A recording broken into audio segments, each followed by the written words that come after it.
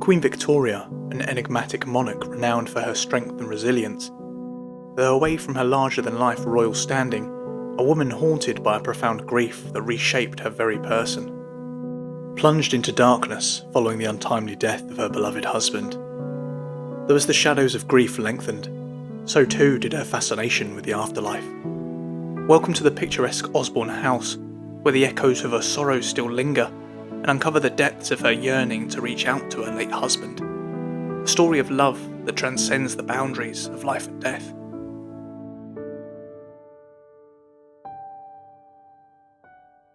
By 1843, Victoria and Albert and their 3 young children were in search of a suitable family home. Though consideration was given to other royal residences, none offered the space and privacy they would require, especially with their departure from royal norms to take a more hands-on approach parenting their children. Dispirited in their search, whilst out on their morning walk, the couple discussed the idea of buying a place of their own. And this is where Victoria's thoughts turned to the Isle of Wight. Having holidayed on the island in 1831 with her mother, Victoria's bond with the Isle of Wight had flourished, holding a special place for the Queen away from royal pressures and home to some of her most cherished childhood memories. The pair ultimately settled upon the Osborne estate to the north of the island, overlooking Her Majesty's Royal Navy across the Solent in Portsmouth. Distanced from prying eyes, unlike the famed Brighton Pavilion, and with a calming sea view and plenty of outdoor space not found at Windsor Castle or Buckingham Palace, Osborne offered exactly what they were looking for in a family home. In 1845, work began remodelling the original house that occupied the site into the Italian Renaissance Palazzo Palace, jewels the crown of the island today. This enormous architectural undertaking, overseen by Albert himself. The pair's input can be seen in the Italian design, inspired by Albert's visit to the Bay of Naples, all the way down to the couple's initials engraved into the door handles. Victoria and Albert's initials emphasise that Osborne House was more than just a holiday home, but entwined with their marriage. A symbol of grandeur, yes, but moreover away from the public gaze, a love letter to one another. In a letter to the Princess Royal in 1858, the Queen wrote of Osborne: "The deep blue sea, myriads of brilliant flowers, the perfume of orange blossom, magnolias, honeysuckles, roses, etc. of all descriptions on the terrace. The quiet and retirement all make it a perfect paradise, which I always deeply grieve to leave."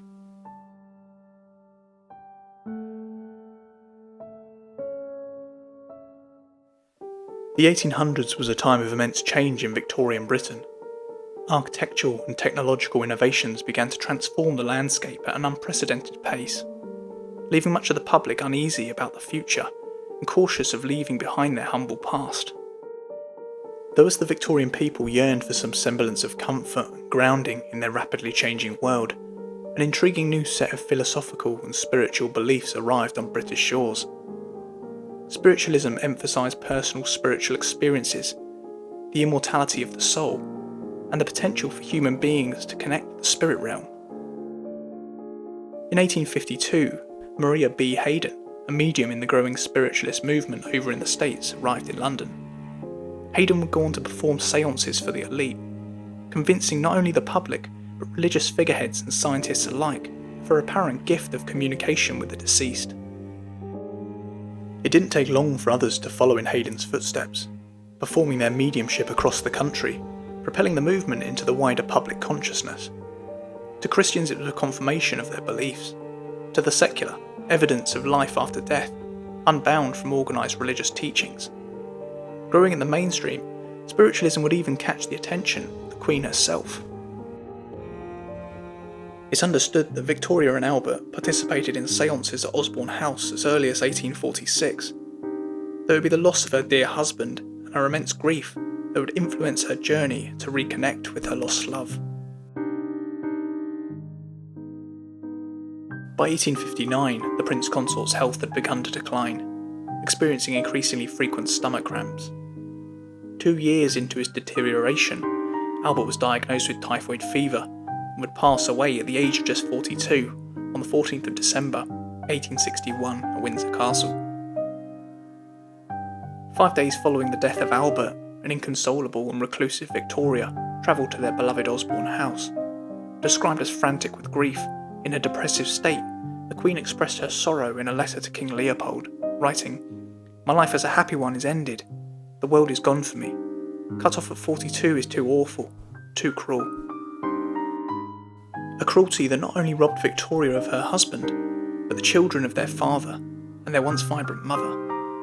The Queen would enter a state of profound mourning that she'd never fully emerge from, for the remainder of her life dressed in black, only taking comfort from the knowledge that Albert was now watching over her, and they would eventually meet again in paradise.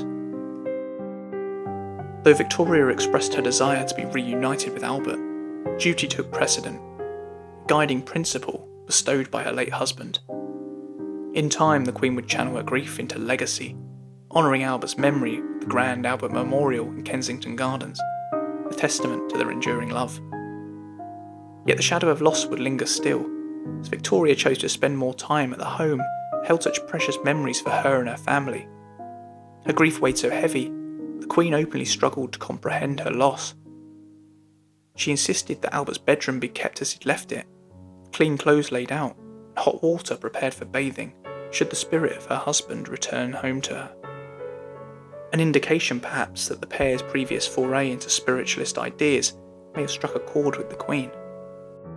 It was around this time in 1861 that Victoria would meet 13-year-old Robert James Lees. Lees was a self-proclaimed psychic medium, falling into trance and channeling messages from beyond the grave. Astonishing spectators, at his young age and inexperience, relaying considerable personal detail in perfect English, despite his humble education. Not to be easily fooled, Victoria had Lees investigated, deeming his abilities to be genuine. Convinced when the boy channeled the spirit of Albert, using Victoria's pet name they'd given her was only known between the pair. Victoria, seeing this as an opportunity to once again speak to her husband, held several seances with Lees, ultimately offering him the post of resident medium. Though the offer would be declined, Lees instead advised the Queen that she could continue her communication with Albert through the medium John Brown. John Brown was a personal outdoor servant of Victoria's, a proud Scotsman with a modest background, supposedly also possessing the ability of clairvoyance. Brown would hold seances for Victoria, in which the late Prince Consort would relay messages through him. Though unconventional by royal standards, Brown's refreshing candour would prove endearing to Victoria, the only person to openly discuss Albert without fear of upsetting the notoriously reclusive Queen. The pair would grow close through the years, up until his death in 1883, the strength of their bond evidenced by Victoria's words to poet Alfred Tennyson. "The comfort of my daily life is gone. The void is terrible.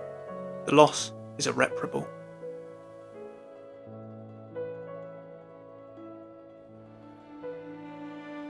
Surrounded by two generations of her family, Queen Victoria passed peacefully here at Osborne House on the 22nd of January 1901, a sunset on the Victorian era.